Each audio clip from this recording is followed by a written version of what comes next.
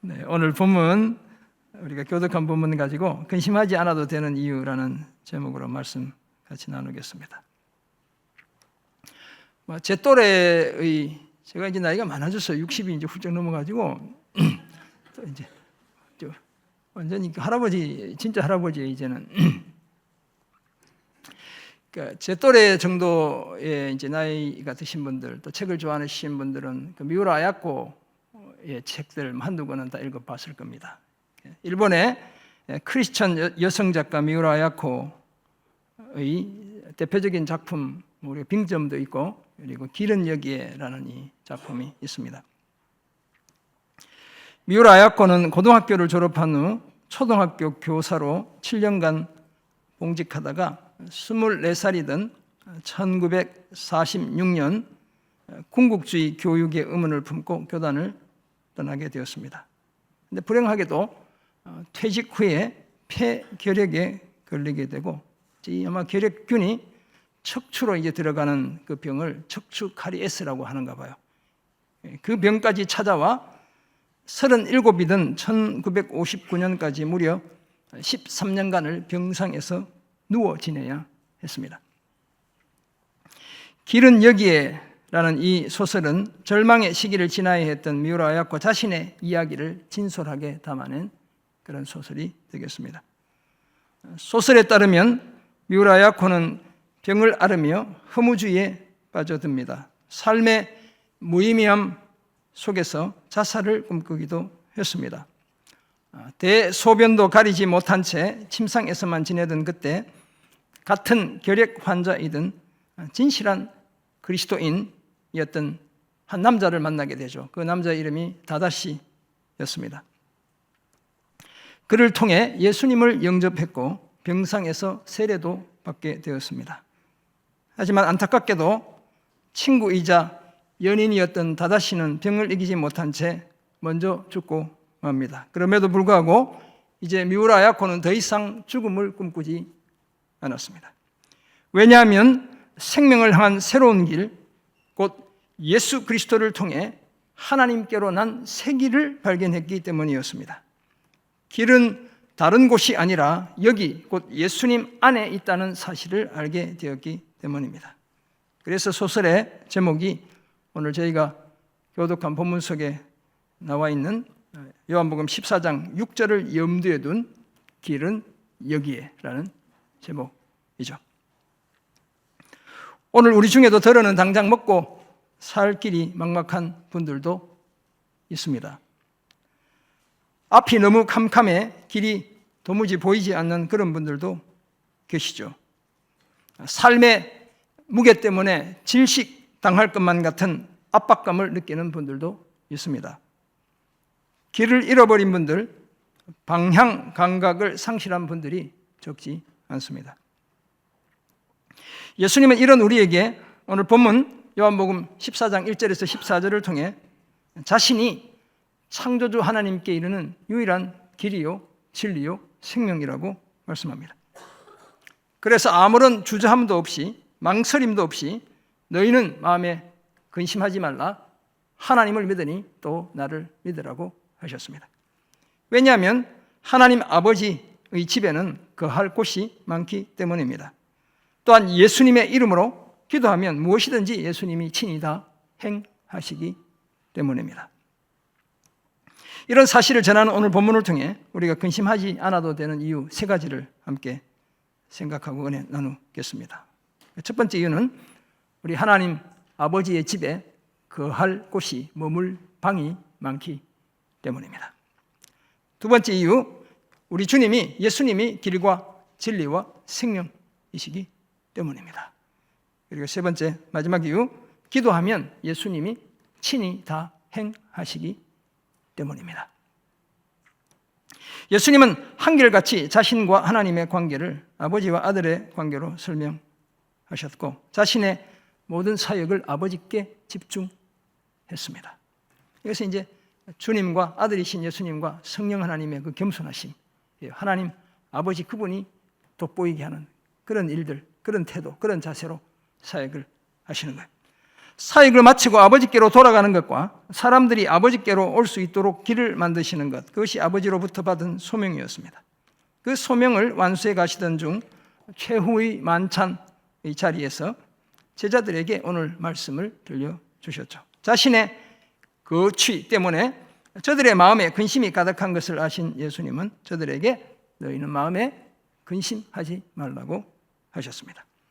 그리고 분명하게 하나님 아버지께로 가는 유일한 통로인 자신을 통해 제자들도 아버지의 집에 올 수 있다고 말씀하시죠.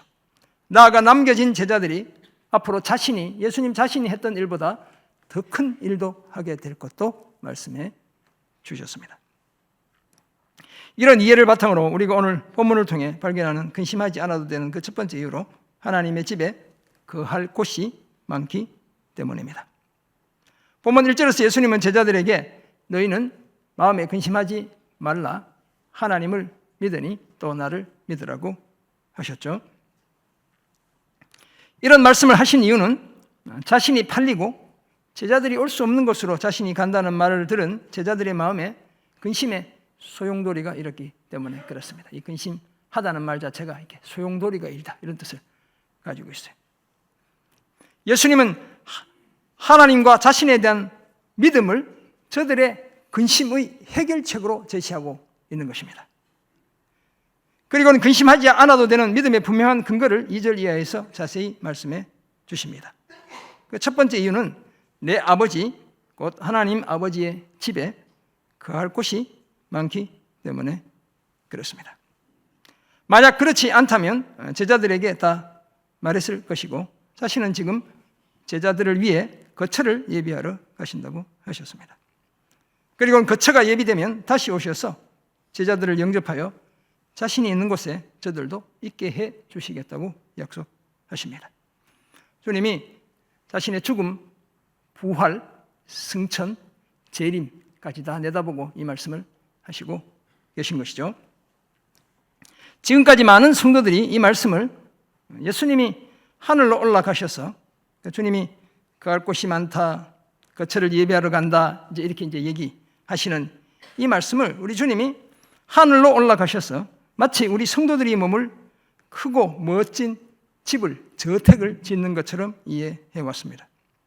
이 거할 곳이라는 단어를 라틴어로 만시온이거든요. 그래서 복수로 만시오네스 이렇게 거할 곳들 이렇게 번역되어 있는데 영어로 이게 만시온이 뭐가 됐을까요? 똑같이 그대로 읽으면 맨션이 된 거예요. 맨션, 큰 저택이 된 거야. 그래서 비버리 힐스에 있는 고급 주택과도 같은 멋진 집이 성도들을 위해 건축되고 있다고 생각한 거예요. 그래서 내가 본 천국 이러면서 천국에 갔다 온 분들이 막 멋진 집이 예수 잘 믿는 사람들을 위해 건축되고 있다, 이런 그러니까 성경을 잘못 이해하고 그런 이야기, 그런 꿈을 막 자기가 막 꺼가지고 이야기를 한 거야. 예수님의 말씀은 그런 것이 아니라 아버지의 집에 성도들이 머물 방들이 많다고 말씀하겠습니다. 이 만시온이라고 번역된 헬라가 모네인데 모네는 룸을 가리키는 거예요. 방을. 아버지의 집에 거할 방들이 많다. 주님이 이렇게 이야기해 주신 거예요.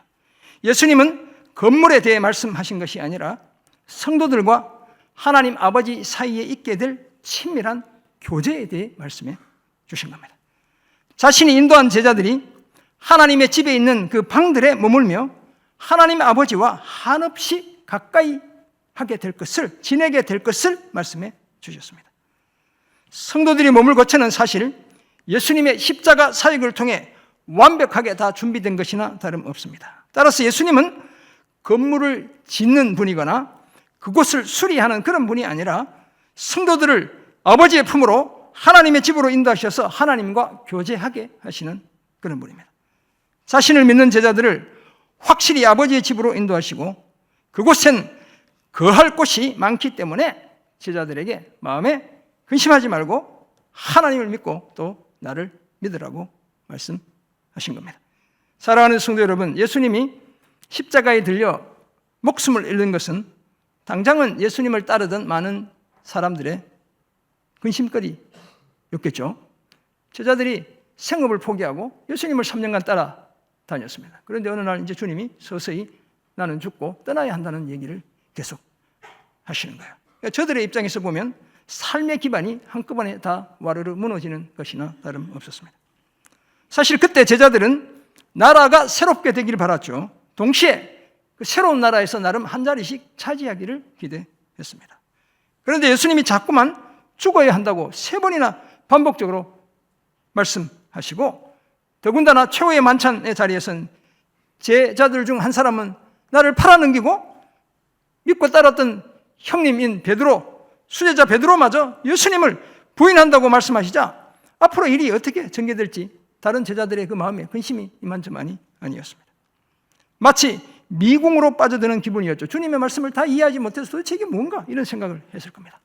장래에 대한 불안이 밀물처럼 밀려든 겁니다. 그런 저들에게 주님이 너희는 마음에 근심하지 말고 하나님을 믿으니 또 나를 믿으라. 하나님 믿고 나를 믿기만 하라고 말씀하셨습니다. 하늘 아버지의 집으로 제자들을 안전하게 인도하시고 그곳에 예비된 거처에서 영원히 복된 삶을 살게 해주시겠다는 약속이었습니다. 그렇다면 길을 잃어버린 것 같은 상황에 놓인 오늘 우리도 예수님의 이 말씀을 경청해야 합니다. 설령 우리가 길을 완전히 잃어버렸더라도 아무런 문제가 되지 않습니다. 예수님은 길을 잃어버린 양들을 찾기 위해 이 땅에 오신 분이시죠. 찾기까지 찾으셔서 마침내 찾아내시는 분이 우리 주님입니다. 그런 분이 오늘 우리에게도 너희는 마음에 근심하지 말라, 하나님을 믿으니 또 나를 믿으라고 말씀하시는 줄 믿습니다. 저는 어릴 때 이 말씀이 얼마나 큰 위로가 되었는지 모릅니다. 가난하고 외로웠던 시절 영원한 천국에 대한 확실한 소망을 가슴에 안겨주는 그런 말씀이었습니다. 불안하고 불확실한 제 삶을 예수님이 책임져 주시겠다는 확신을 주는 그런 말씀이었습니다. 그래서 오늘 제가 이 말씀을 따라 사랑하는 우리 성도님들 앞에 이렇게 서 있는 거예요. 하나님이 이 약속의 말씀을 성취하시는 산 증인이 저다, 이렇게 보시면 됩니다. 비록 우리가 오늘 전셋집에 살고 때로는 아직도 월세로 살아도 나라가 주는 집에 살아도, 저도 교회가 주는 월세집에 지금 살고 있단 말이에요. 그렇게 살아도 하나님의 집에 우리가 거할 곳, 우리가 묵을 방들이 충분한 줄 믿습니다. 이 방이 없는 사람들이 제일 불행한 사람들에게, 아무리 이 땅에 큰 집에 큰 방에 살아도 천국에 내가 머물 방이 없는 사람들이 불행한 사람들. 이 분명한 확신 가지고 마음에 근심하지 말고 아버지 하나님과 아들 예수님을 확실히 믿는 그런 우리 모두가 되기를 주의 이름으로 축원합니다. 아멘. 우리가 근심하지 않아도 되는 두 번째 이유로 예수님이 길과 진리와 생명이기 때문입니다. 오늘 본문 4절에서 예수님은 제자들에게 내가 어디로 가는지 그 길을 너희가 알리라고 말씀합니다. 주님의 이렇게 기대 수준이 조금 높아졌어요. 제자들이 아직 이렇게 바닥에 있는 줄 모르고 이 정도면 얘들이 뭐가 좀 알겠지, 이런 생각을 주님이 하신가 봐요. 그러니까 내가 어디로 가는지 그 길을 너희가 알리라, 이렇게 이제 말씀하시는데, 근데 제자들의 반응은 예수님의 기대와 전혀 다른 모습이었죠. 도마가 말합니다. 주여, 주께서 어디로 가시는지도 우리가 알지 못하는데 어떻게 그 길을 알 수 있다는 말입니까? 이렇게 물은 거예요. 주님이 지금 서울로 가시는지, 부산으로 가시는지, 미국으로 가시는지, 어디로 가는지도 모르는데 어떤 길로 간다는 것을 우리가 어떻게 알 수 있겠습니까? 서울로 가신다면 서울로 전철을 타고 가시거나 버스를 타고 가시거나 일본 국도를 타고 가시거나 광명 의왕 고속도로를 타고 가시거나 이렇게 아니지, 어디 우리 광명 수원 고속도로로 타고 가시거나 의왕 어디 과천 고속도로 타고 가시거나 알 텐데 주님 도대체 어디로 가는지도 모르는데 우리가 그 길을 어떻게 알 수 있습니까? 이렇게 이제 도마가 묻는 게 아주 합리적인 질문을 지금 하고 있어요. 예수님이 아버지께로, 아버지의 집으로 간다고 분명히 말씀했지만 제자들은 그 말의 의미를 제대로 이해하지 못합니다. 그래서 예수님이 내가 곧 길이요 진리요 생명이니 나로 말미암지 않고는 아버지께로 올 자가 없느니라 라고 하시죠. 내가 지금 아버지께로 가고 있고 나를 통해야만 아버지께로 올 수 있다는 사실을 말씀합니다. 이처럼 예수님은 인생의 모든 근심이 해결되는 장소인 아버지께로 가는 유일한 통로이시죠. 성도들은 길이신 예수님을 통해 아버지의 집을 향한 순례의 걸음을 시작합니다. 그 길을 가는 동안 아버지 하나님과 아들 예수님에 대한 진리를 계속해서 배우게 되죠. 따라서 순례의 길은, 믿음의 이 여정은 진리를 더욱 깊이 아는 도장과도 같습니다. 길을 만드시는 분이시자 길 그 자체이신 예수님은 천국으로 향하는 유일하고 확실한 길입니다. 따라서 믿는 자들을 반드시 하나님 아버지의 집으로 인도해 가십니다. 천국은 저와 여러분의 본향이고 종착지입니다. 더 이상 이사가 필요 없습니다. 이사 많이 다니시느라 고생하는 분들 계시죠. 무슨 마가 끼었나 뭐 이렇게 생각하시고 이사 다니시는데, 천국 가면 더 이상 이사가 필요 없어요. 우리는 모두 길이신 예수님을 통해 반드시 아버지의 집으로 갈 것을 알기에 근심을 뒤로하고 계속 믿음의 행진을 이어갈 수 있습니다. 우리 주님은 또한 진리이시죠. 진리이신 예수님은 하나님 아버지의 마음을 보여주시는 분입니다. 사실 하나님 자신을 보여주시는 분이시죠. 이 진리는 길과 종종 혼용되어 사용되기도 합니다. 그래서 한자로 길도잖아요. 이것은 길을 의미하기도 하고 진리를 가리키기도 합니다. 그래서 도를 닦는다 이러면 길을 닦는다는 의미도 있지만 진리를 터득한다 하는 뜻을 갖고 있죠. 이게 히브리어로도 길을 이제 데레크라고 하는데, 우리가 쓰는 이 도와 이제 똑같은 이중적인 의미를 가지고 있어요. 일반적인 길, 그다음에 진리, 이 의미를 다 갖고 있단 말이에요. 예를 들어 시편 25편 4절에서 이렇게 되어 있죠. 여호와여 주의 도를 내게 보이시고 주의 길을 내게 가르치소서. 앞에 도가 데레크예요. 뒤에 길은 이제 오라라는 단어인데, 이건 그냥 일반적인 길만 가리키는 단어고, 이 데레크는 진리 또는 길을 가리킨단 말이에요. 이 데레크, 이 주의 도는 단순히 주의 길을 넘어 주님이 말씀하시는 진리, 도덕적인 원칙을 가리키는 그런 단어예요. 이처럼 길이신 예수님은 또한 아버지께로 가는 유일한 진리이십니다. 거기다 예수님은 성도들을 아버지께로 이끄시는 참 생명이죠. 예수님은 생명 그 자체이시고 생명을 주시는 분입니다. 그래서 사도 요한이 자신의 복음서를 통해 예수님의 존재론적 의미를 설명하며 생명이라는 말을 엄청 많이 사용하고 있어요. 예수님은 생명의 떡입니다. 생명의 빛이시고 생명을 주는 목자이시고 주님은 부활이요 생명 그 자체입니다. 예수님 안에 생명이 있고 요한복음 1장 4절에 따르면 이 생명은 사람들의 빛입니다. 따라서 이 생명은 영원히 죽음이나 어둠에 지배당하지 않습니다. 이런 생명이신 예수님을 믿는 성도들은 죽음마저 이기는 자들이기에 하늘이 무너지고 땅이 꺼지는 듯한 근심도 거뜬히 극복해낼 수 있습니다. 사랑하는 성도 여러분, 이처럼 예수님은 길이요 진리요 생명이시죠. 그것도 하나님 아버지께 이르는 유일한 길과 진리와 생명입니다. 이제 예수를 믿는 우리는 결코 아버지의 집으로 가는 길을 벗어나지 않습니다. 왜냐하면 우리는 악인들의 꾀를 따르지 않고 죄인들의 길에 서지 않고 오만한 자들의 자리에 앉지 않는 복 있는 자들이기 때문입니다. 또한 진리의 영인 성령이 우리와 함께 계시고 우리 속에 계시기 때문입니다. 거기에다 죽음은 이제 우리의 생명을 결코 빼앗지 못합니다. 왜냐하면 우리는 사망의 권세를 이기신 예수의 생명을 소유한 자들이기 때문이에요. 이런 우리를 사도 바울이 고린도후서 4장 8절에서 이렇게 표현하죠. 사방으로 우겨쌈을 당하여도 쌓이지 않습니다. 답답한 일을 당해도 낙심하지 않습니다. 박해를 받아도 버림받지 않습니다. 거꾸로 뜨림을 당해도 망하지 않죠. 오히려 항상 예수의 죽음을 몸의 짊어짐을 통해 예수의 생명이 우리 몸에 나타나게 하는 사람들이 바로 오늘 우리라고 성도들이라고 말씀하고 있습니다. 이런 우리 모두를 위해 아버지의 집에 거할 곳이 예비되어 있는 줄 믿습니다. 하나님 아버지의 집은 3차원적인 물질 세계나 상상 속의 이상향이 결코 아닙니다. 분명한 현실, 실제, 리얼리티인 것입니다. 새하늘과 새 땅은 하늘로부터 임하고 우리는 그곳에서 삼위일체 하나님과 함께 영원히 살게 되는 겁니다. 길이요 진리요 생명이신 예수님이 우리를 반드시 그곳으로, 아버지의 집으로, 아버지의 품으로 인도하실 줄 믿습니다. 그러므로 길이요 진리요 생명이신 예수님을 통해 삶의 모든 근심 떨쳐버리는 그런 우리 모두가 되기를 주의 이름으로 축원합니다. 아멘. 우리가 근심하지 않아도 되는 마지막 이유, 기도하면 예수님이 다 행하시기 때문입니다. 주님이 제자들이 못 믿을까 봐 이걸 이제 끝부분에, 오늘 본문의 끝부분에 2번이나 반복적으로 거의 똑같은 말을 반복적으로 하고 계세요. 이제 예수님이 제자들에게 너희가 나를 알았더라면 내 아버지도 알았으리라. 이제부터는 너희가 그를 알았고 또 보았느니라. 이렇게. 우리 성경은 시제를 제대로 번역하지 않아가지고 그 의미가 안 살려지고 있어요. 너희가 나를 알았다면 또 안다면 알았다면 과거형으로 번역할 수 있어요.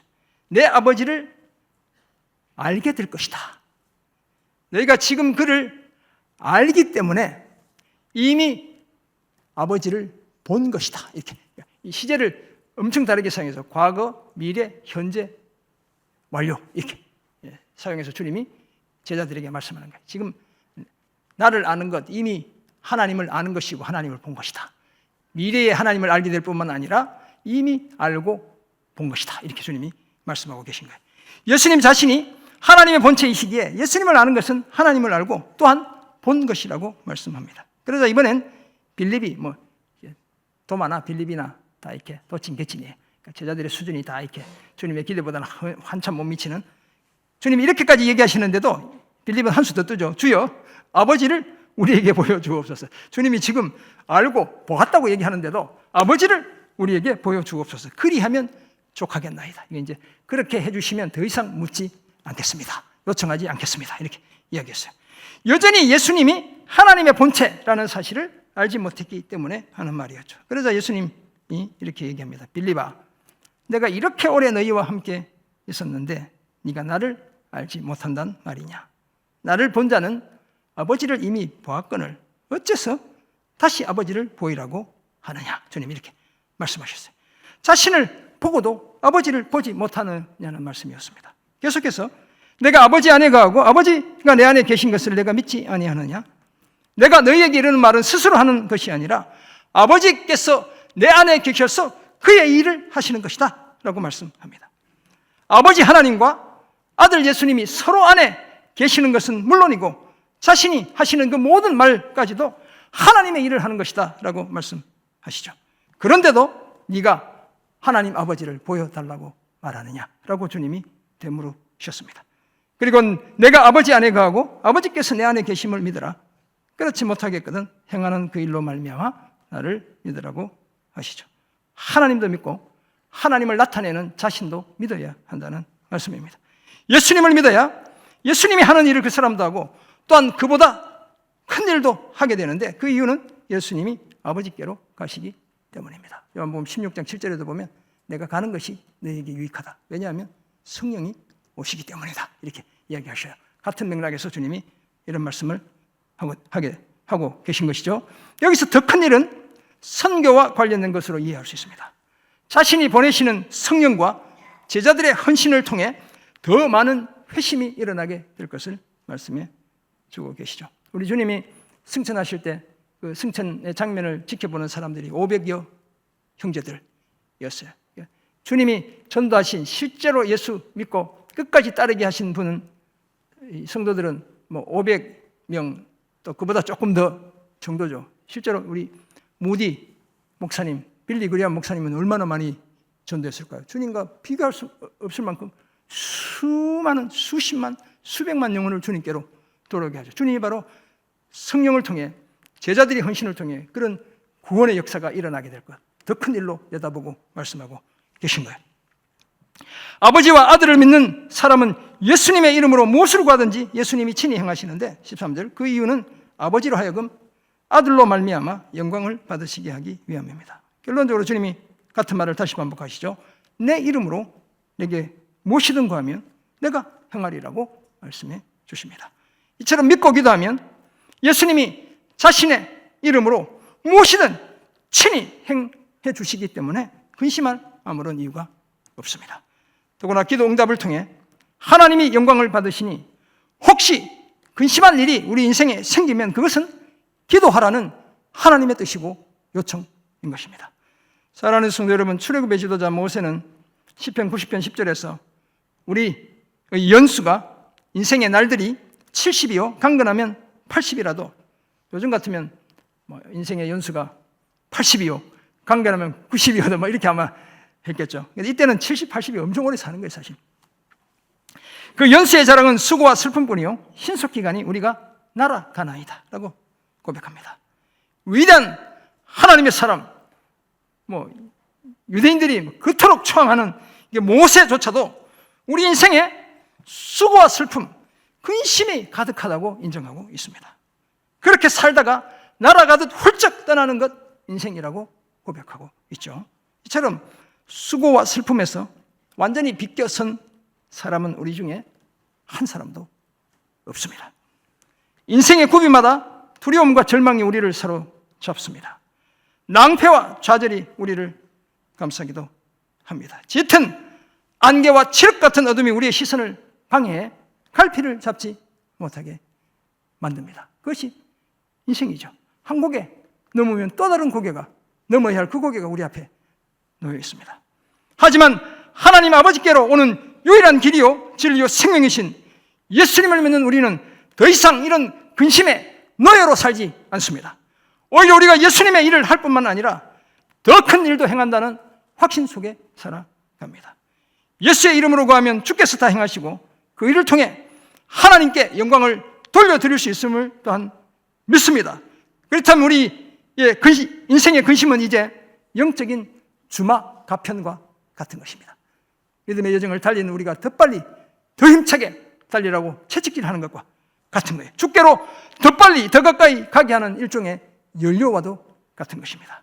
왜냐하면 인생의 근심이 아버지 하나님과 아들 예수님을 더욱 신뢰하고 그 능력을 더욱 의지하며 가난하고 겸손한 심령으로 기도하게 만들기 때문입니다. 믿고 기도하면 예수님께서 다 행하신다는 사실을 기억하고 모든 근심에서 반드시 벗어나는 그런 우리가 되기를 주의 이름으로 축원합니다. 아멘.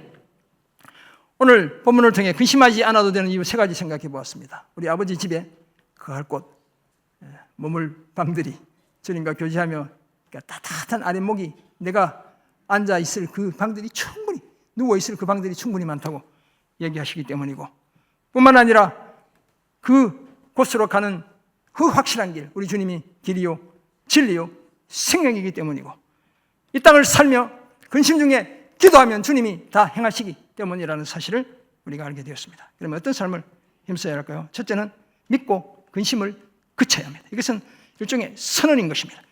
우리가 하나님 아버지와 아들 예수님을 우리의 창조주요 구원자라고 분명히 믿는다면 우리는 마땅히 근심을 그쳐야 합니다. 믿음을 가진 우리가 계속 근심하는 것은 결코 하나님의 뜻이 아닙니다. 근심의 노예로 살아가는 것은 거짓의 아비 마귀가 원하는 삶이죠. 하나님이 지금도 살아계시고 역사하심을 믿는다면 예수 믿는 우리는 반드시 근심을 그쳐야 합니다. 계속 근심한다는 것은 믿음이 없다는 뜻이죠. 더군다나 근심은 우리 삶을 변화시키지도 못합니다. 하나님은 항상 우리 삶에 하나님의 최선이 이루어지게 하시는 분이기 때문에 우리는 그 사실을 분명히 믿어야 합니다. 내 뜻대로 되지 않는 일 때문에 근심해야 될 이유가 전혀 없는 겁니다. 오늘 내 뜻이 좌절되는 그때 하나님의 뜻이 이루어진다는 사실을 믿음으로 고백할 수 있어야 합니다. 그래야 하나님이 주도하시는 새 삶을 시작할 수 있고 영원한 아버지의 집에도 확실히 들어갈 수 있습니다. 그러므로 믿고 근심을 일단 먼저 그치는 그런 우리가 되기를 주의 이름으로 부탁드립니다. 아멘. 두 번째, 믿고 기도해야 합니다. 오늘 본문을 통한 예수님의 약속은 실로 엄청나죠. 예수님은 13절, 14절에서 반복해서 너희가 내 이름으로 무엇을 구하든지 내가 행하겠다고 약속하셨습니다. 이것은 예수님이 하나님의 아들이시고 하나님이시기에 신적인 능력, 권세를 가지셨기 때문에 하실 수 있는 약속이에요. 제가 저희 딸이 아빠 집 한 채 사주세요. 그럼 지금 사줄 수 있어요, 없어요? 못 사줘요. 돈이 없기 때문에 사줄 수가 없어요. 저희 아들이 이번에 미국 갔더니 사이버 트럭 비싼 9만 불짜리 타고 차 끌고 다니더라고요. 제가 속으로 생각해 이놈이 사달라고 그러면 내가 저건 못 사준다. 능력이 없어서 사달라고 해도 못 사주잖아요. 능력이 없기 때문에. 우리 주님은 어떤 분이세요? 주님의 이름으로 구하면, 믿고 구하면 내가 친히 행하겠다고 약속하셔요. 왜냐하면 주님이 하나님이시기 때문에 가능한 것이에요. 그렇다면 우리가 이 말씀을 의심해야 할 이유는 단 1도 없습니다. 믿고 기도하면 하나님의 능력과 역사심을 따라 우리가 예수님의 일을 하고 예수님이 하셨던 일보다 더 큰 일도 할 수 있습니다. 이 주님의 말씀인 거예요. 성령의 인도를 따라 더 많은 영혼들에게 복음을 전할 수 있습니다. 그리고 그 일을 통해 하나님께 영광을 돌려드릴 수 있습니다. 믿고 기도해 아들이신 예수님을 통해 하나님께 영광 돌리는 그런 우리 모두가 되기를 주의 이름으로 부탁드립니다. 아멘. 앞에서 소개한 미우라 아야코는 노년에 파킨슨병을 앓다가 1999년 77세의 나이로 77의 나이로 하나님 품에 안겼습니다. 젊은 날 병상에서 세례를 받은 이후 그녀는 매일 성경을 읽었습니다. 그리고는 하나님 앞에 노출된 인간의 죄에 주목하면서 글을 쓰기 시작했어요. 성경에 나타난 여러 스캔들 또는 인간 속에 흐르고 있는 죄성을 자신의 글에 담아냈습니다. 인간의 죄 많은 모습을 안다는 것은 하나님의 높고 맑은 사랑을 아는 것이었기 때문이었습니다. 병상에서의 습작은 그녀가 문학계에 등단할 수 있는 밑거름이 됐습니다. 그녀는 세례받던 날을 경계선으로 확실히 변했습니다. 죽음의 그림자가 드리워졌던 마음속에 비친 그 밝은 빛과 그 빛이 주는 기쁨을 다른 사람들에게 알리고 싶었습니다. 자기가 발견한 세계를 다른 사람들에게도 보여주고 싶었습니다. 길은 여기에라는 그녀의 소설은 바로 이런 역할을 하고 있습니다. 그녀는 결핵, 척추카리에스, 직장암, 파킨슨병과 맞설 때마다 늘 하나님의 은혜와 사람들의 기도에 기대어 살았다고 고백했습니다. 1999년 그녀는 마침내 자신을 아는 많은 사람들의 축복 속에서 새로 난 길 예수 그리스도를 통해 하나님 품에 안긴 것입니다. 사랑하는 성도 여러분, 우리의 일상 속에 근심과 걱정이 없을 수는 없습니다. 한 곱이 넘었다 싶으면 더 높은 산이 어느덧 내 앞에 다가와 있습니다. 하지만 이제 더 이상 우리는 근심의 노예로 살지는 않습니다. 왜냐하면 예수님께서 너희는 마음에 근심하지 말라, 하나님을 믿으니 또 나를 믿으라고 분명히 말씀해 주셨기 때문입니다. 우리 하나님의 집에 거할 곳, 머물 방들이 무척 많기 때문입니다. 예수님이 우리가 반드시 하나님께 이르는 유일한 길과 진리와 생명이기 때문입니다. 오늘 이 땅을 살며 삶의 힘겨움 중에서 근심 걱정 중에서 기도하면 예수님이 친히 다 행하시기 때문입니다. 이 사실을 아는 우리는 이제 믿고 근심을 그쳐야 될 줄 믿습니다. 주의 행하심을 기도하며 믿고 기도해야 될 줄 믿습니다.